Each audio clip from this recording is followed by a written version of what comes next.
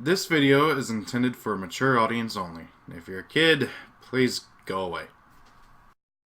Hello everybody, Lots for Life here, bringing us a brand new video this time around. We got a deck profile of Predaplant, one of my all-time favorite fusion-oriented decks. They finally got some new support a little bit ago, and I am just now finally getting to do the deck profile of this. I don't know why it took me so long to do it, but here we are. So, let's just get on with it and not waste your time with long intros. So, first and foremost, we got triple Spinal Dionea. Spinal Dionea is one of the really more integral Predaplants for the deck because of what this thing can do in terms of getting counters out. Okay, so if you don't know how Predaplants work, firstly, while you're watching just a deck profile, I'm giving you trouble. But anyway, so whenever he's summoned, he puts a Preda counter on any of your opponent's monsters. It's normal or special summon, and then any monster with a Preda counter drops to level 1. Okay, that's pretty much the general standard for everybody. And then whenever he battles a monster that has a lower level than it, you get to summon any Predaplant from your deck, except for a copy of himself. I did it a damage step. So, simply put, you can normal summon it, put a counter on somebody, ram into it, provided it has a level, and then summon a dude from your deck. Honestly, you don't really use the summon effect from deck really too often, but you do use the counter effect because that's the biggest hindrance to Predaplants at the moment, is that they don't have a lot of ways to get counters on the field. And you need as many good ways as you can. And in terms of the monster lineup, he's one of the best ones for that. Speaking of one of the best Predaplants, we got Predaplant Orphis Scorpio. Whenever he's normal specimen, you can discard a monster card and then special summon any Predaplant from your deck. It's up to copy of itself. I believe we can also summon it from hand, right? Special summon, no, just from deck. So yeah, really just flat out amazing card. Discard a dude, special summon another dude. Typically speaking, you're gonna summon his buddy, Darlington Cobra, who we will get to later. But however, because this is Predaplant the deck, we can actually summon other monsters too. So it really depends on the situation and everything. Next up, we got arguably one of the other really good ones. Actually, I'd say he's probably the best, debatably so. Predaplant Comidio Sundew. Once per turn, you can fusion summon one dark fusion monster using monsters you control or on the field. Additionally, you can use monsters with Preda counters on your opponent's side of the field as fusion material. And while he's on the field, all monsters your opponent controls that has Preda counters on it are treated as dark.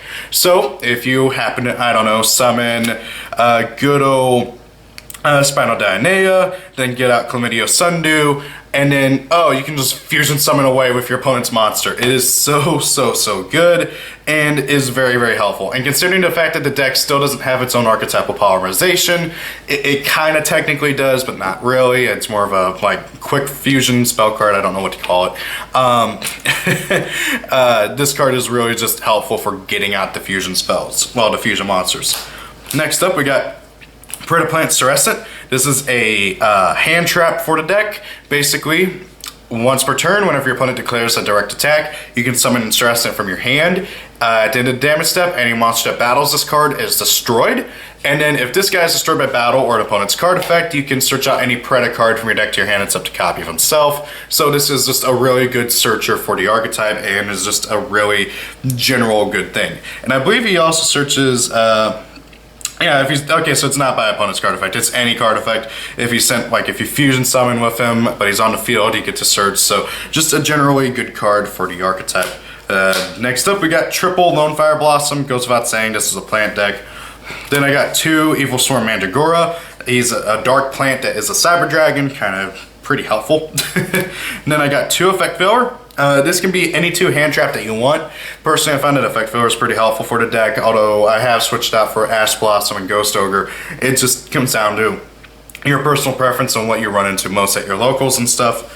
Then I got one Predaplant, oh dear lord, Hella Amphorhynchus. It's another Lamphorhynchus. Somebody at Konami loves the Lamphorhynchus like dinosaur, because there's been like 3 or 4 Lamphorhynchus cards in the past like few years. But anyway, so this is a really, really cool card overall. It's brand new, came out of a new thing, out of a new set. If your opponent controls a monster for Preda counter, you can summon this card from your hand, just flat out free special summon. And then if it's destroyed by your opponent's card, either by battle or card effect, you can target one Dark Dragon or one Dark Plant in your graveyard, except a copy of itself, special summon it. So you don't really use its destruction effect too often. It does come up like once in a blue moon. The main thing is that it's another free summon, and also it's a level 8 dark, which is very, very important for a couple of the fusions. So it just is very, very helpful for the archetype in general. Next up, we got the archetypal kaiju, Predaplant, Drosophilum Hydra. I have not practiced these names, by the way. It's a plant effect monster, level 5. Basically, you contribute a monster your opponent controls that has a Preda counter to special summon this card from your hand or graveyard. And then, if it's on your field or in your graveyard, as a quick effect, you can banish another plant monster to drop an opponent's monster by 500 attack power. Pretty helpful effect overall in general, but the biggest thing is that he's another basically free summon, and really, really goes in helpful tandem with a lot of the other archetypal cards in the deck. And then we got one Predaplant Darlington Cobra. Whenever you spell summon by the effect of a Predaplant card, you can search out for any polymerization or fusion spell card from your deck to your hand.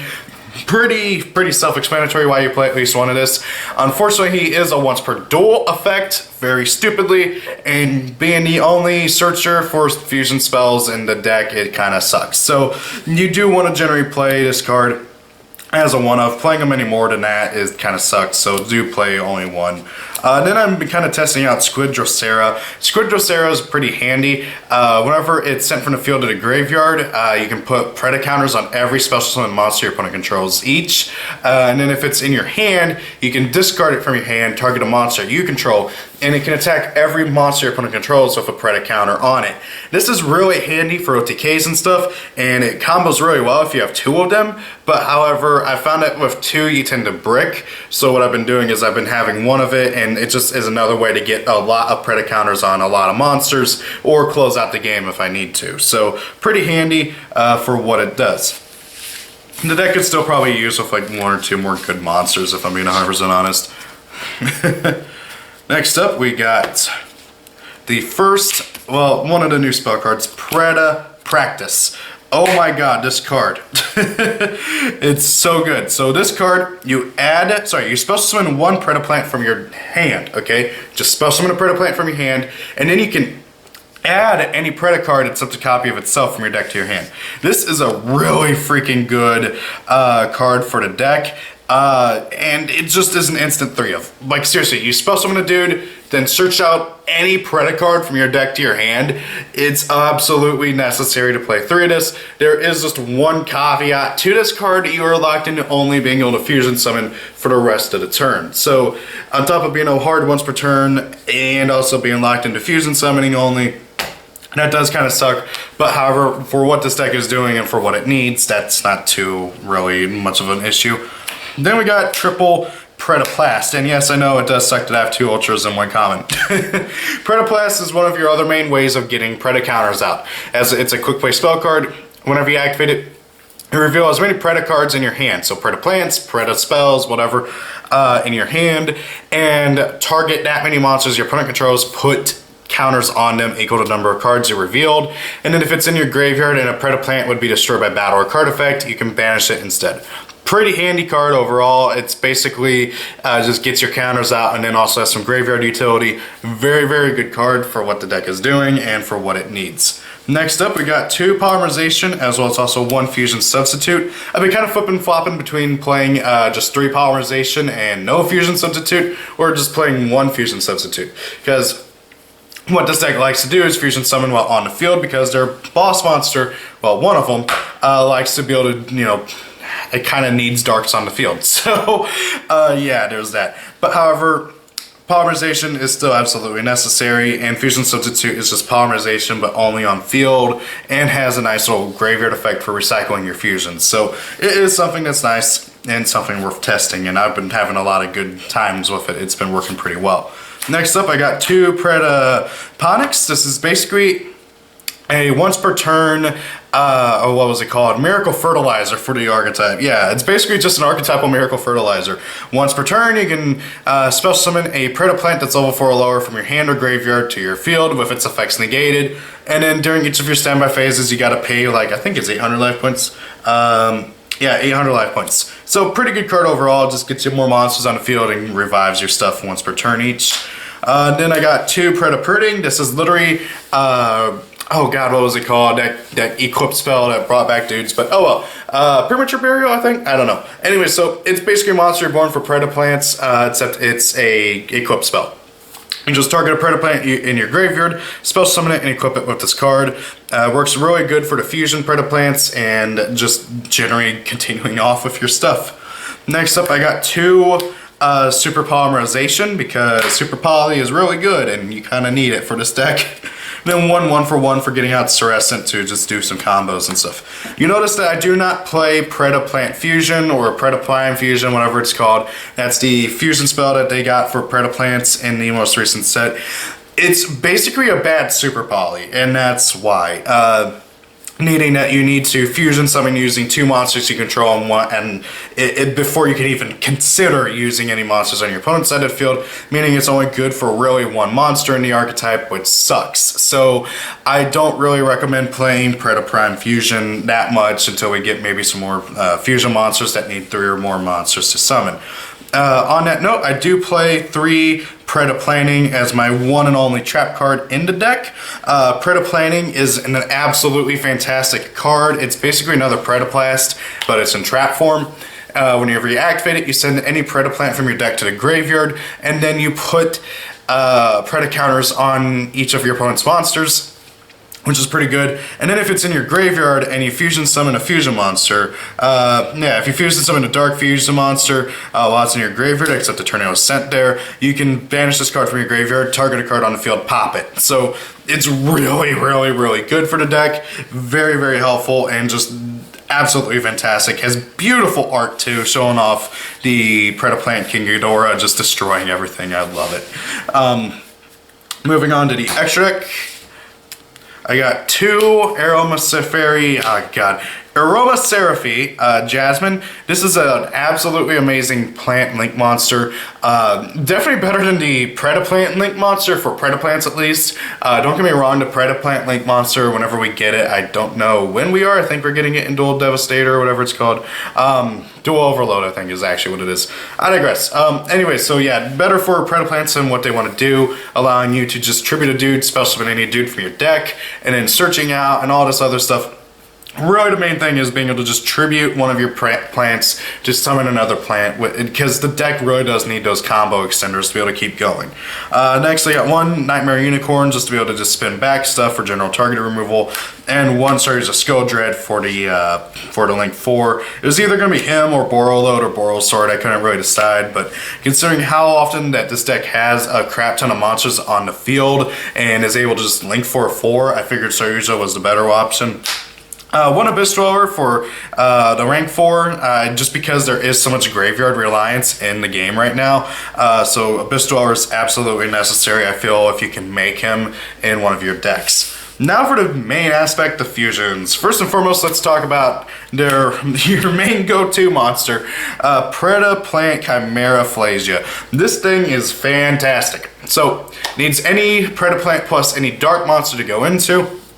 And then, once per turn, you can target 1 monster on the field that has a lower level than it, banish it, and once per turn, whenever it battles an opponent's monster, you can increase its attack by 1,000 and decrease your opponent's monster's attack by 1,000. And then during the standby phase after it was destroyed by battle or a card effect, you can search out any fusion spell from your deck to your hand. This is an absolutely fantastic fusion monster. It has 3 great effects. Free banishing, free attack buffs, and debuffs as well. Very just awesome card overall. Oh, and it's not once per turn on the attack effect. So yeah, if your opponent battles it, they got to have something with more than 3,500 attack. Well, yeah, actually, yeah, they got to have something at least with 35. No, yeah, they got to have a buttload of attack to be able to attack over it. But I digress. Next up, we got the next fusion monster that like you play two of at least. Good old Predaplant Dragostapelia. This thing is one of your two main fusion monsters you generally want to try and get out. If you can get this guy out along with the big boss, you basically win unless your opponent has a Dark Horror Regeki or something. So basically what this does, it needs a fusion monster and a dark monster to go into. It's very obnoxious with that, but oh well. And then while it's on the field, monsters that your opponent controls with Preda counters on them cannot activate their effects, which means they are not going to be using any of their negates or any of that fun stuff, so they are basically screwed. Then as a quick effect, you can just put a Preda counter on a monster. Just put a Preda counter on a monster. So yeah, your opponent really does get screwed over. Very good card, good stats overall as well. And yeah. Oh, and it actually, yeah, negates deactivated effects. So yeah, it doesn't negate continuous effects, but oh well, whatever. Next up, we got two Starving Venom Fusion Dragon. This is the deck's technical boss monster, but he's not really the boss monster of the deck. Very handy card overall. He's your main super poly target too. Just needs two darks on the field to go into. Gains a crap load of attack whenever it's summoned. It destroys everything on the field whenever it's destroyed. Well, destroyed is all special summon monsters your opponent controls at least. And then also can copy effects while on the field. Just a generally great card. Then we got two Greedy Venom Fusion Dragon. This is another absolutely fantastic card, and you generally want to rank him up by, well, fusion summoning him using a good old Starving Venom. But you can also, since his fusion material is any Predaplant plus the Darker's original levels 8 or higher, you can also use the new guy, Hello Ampharinkus or whatever it's called. This is basically a better version of Starving Venom. He can negate any monster's effect once per turn, on your turn only, unfortunately, and also drop that monster's attack to 0. And then if he dies, he destroys everything on the field. Well, all monsters, I believe, at least. Yeah, destroy as many monsters on the field as possible. And then you can banish a level 8 or higher dark in your graveyard, special summon it from your graveyard. So yeah, just absolutely fantastic fusion monster overall. You don't get to summon him too often, but however, he is one of your other wing additions. And then finally we have Predaplant Triffioveratum. I just call him Ghidorah because he is basically Ghidorah, so I digress. Anyways, he needs 3 dark monsters to go into, and this thing is just bonkers. While he's on the field, he gains attack equal to all monsters attack who have Preda counters on them. And then if he was fusion summoned and he's on the field, once per turn when your opponent would summon a monster from the extract, you can negate that summon and destroy that monster. And then if he's in your graveyard and your opponent has a monster with a Preda counter on it, you can just special summon him for free once per turn from your graveyard. So he basically is a recurable beat stick who can also negate summons. It's an absolutely fantastic boss monster for the deck, and you're generally going to want to try and make him as much as possible. Unfortunately, because he is such a resource cost, you only really get to really make one of them without really nagging yourself too hard. If the deck ever gets a Miracle Fusion, I'd definitely bump him up to 2, but right now I feel like 1 is fine enough for the deck. And generally speaking, you want to get him out along with good old Dragostapelia. So that is Predaplants. What do you guys think? Personally, I'm a big fan of this deck. I really hope it does get more support because I feel like they're just a few cards away from being a really good rogue deck. And really the main thing that they need is a good searcher for their spells and traps. Preda Practice is a good card, don't get me wrong, but they need like a monster searcher. Like, and by that I mean they need a monster that can search out stuff that isn't relying on being sent to the graveyard. I'd also really like some more ways of getting counters on the field a bit more effectively, like maybe like a Cloudy and Squall kind of card where, oh, just once per turn, put a counter on a monster. That'd be kind of nice. The big thing though is that they really just need their own archetypal fusion spell that does not require them to use 2 monsters they control to be able to make anything with, so I digress. What do you guys think? Thank you all for watching. Have a great day. If it's your birthday. Have a happy birthday, I mean. See y'all later. Sorry if I sound like crap. I've been fighting a sickness for the past few days, and it sucks. So guys, see y'all later. Peace out. Thank you all for watching the video. Have a great day. If it's your birthday, happy birthday. Rate, comment, and subscribe. And see y'all later.